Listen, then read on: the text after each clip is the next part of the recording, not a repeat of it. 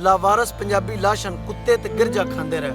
अंग्रेज साम्राज ते उहदे बदनस्ले हिंदुस्तानी पिट्ठूआं दी घनौनी और नापाक साजिश दे नतीजे विच बिस्मिल्लाहिर्रहमानिर्रहीम अस्सलाम वालेकुम। के हाल चाल है पंजाबियों का। मेरा नाम है खुरम सोला। तुसीं वेखदे पए तुहाडा अपना यूट्यूब चैनल जिहदा नाम है जाग पंजाबी।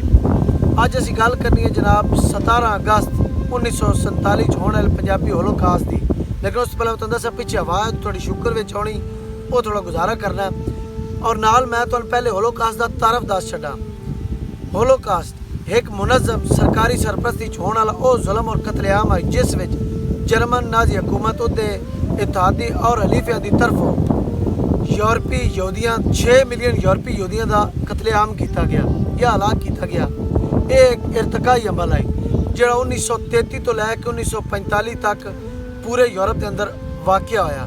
हुण वापस असीं आउंदे हां पंजाब ते, जिस टाइम दूजियां कौमां दे लोग अंग्रेज साम्राज तो आज़ादी मिलण की खुशी में जश्न मना रहे हैं, गीत गा रहे हैं। उस टाइम पंजाब के घरों में अग दे भांबड़ पे बलते हैं, वैन ते स्यापे होंदे पे हैं। 7000 साल कदीम हड़प्पा ते गंधारा दी अजीम और शानदार तहजीबां दा वारस पंजाब लावारस वांगू अंदर ते बाहर दे भगौड़िਆਂ दे हथों लीरो लीर होंदा पिया है। अंग्रेज साम्राज ते उहदे बदनस्ले हिंदुस्तानी पिट्ठूआं दी घनौनी और नापाक साजिश दे नतीजे विच बाबा फरीद, वारिस शाह, मियाँ मोहम्मद बख्श, सुल्तान बाहू, बाबा बुल्ले शाह, शाह हुसैन और ख्वाजा गुलाम फरीद वर्गे इस्लाम अमन पसंद सच्चे प्रचारकों की मुकद्दस धरती के सीने में 56% वाजे मुस्लिम अक्सरियत होने के बावजूद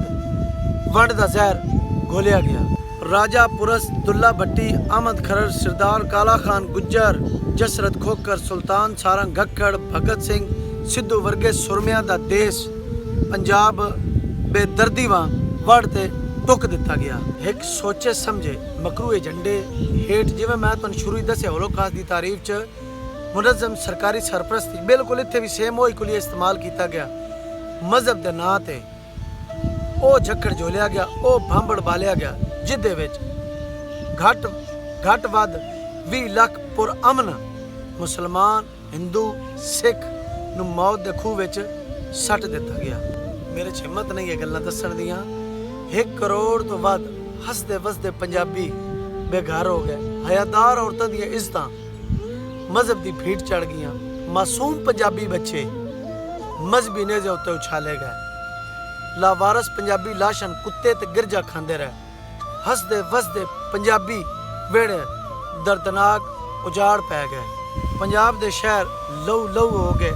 इंसानां दी दरिंदगी पासे विचारगी उत्ते इंसानियत भी वैन कर उठी। मजहबी ठेकेदारां दे करतूतां उत्ते मजहब भी सिर फद के बह गया। इंसानी तारीख दे विच इतनी घट मुद्दत विच इतना वड्डा कतलेआम, इतनी वड्डी हिजरत और इतना वड्डा उजाड़ इसकी कदाई मिसाल नज़र नहीं आती। कल मौसम खराब होने की वजह वीडियो देखो जिस रह के जो मैं आज शूट करता पाया। अच्छा, अगर तुम यूरोपियन होलोकास्ट का मुआवजा करो जो 1933 तो 1945 तक यानी कि 12 साल वो 6 मिलियन बंदा मरे यानी कि 60 लाख बंदा मरिया 12 साल ये। अगर जिस टाइम तुम पंजाबी होलोकास्ट का मुआवजा करते हो उस नाल तो परसेंटेज इतनी ज़्यादा पंजाबियों के कतलेआम के कुछ दिनों के अंदर 2 मिलियन बंदा मारिया गया यानी कि 20 लाख बंदा कुछ दिनों के अंदर मरिया।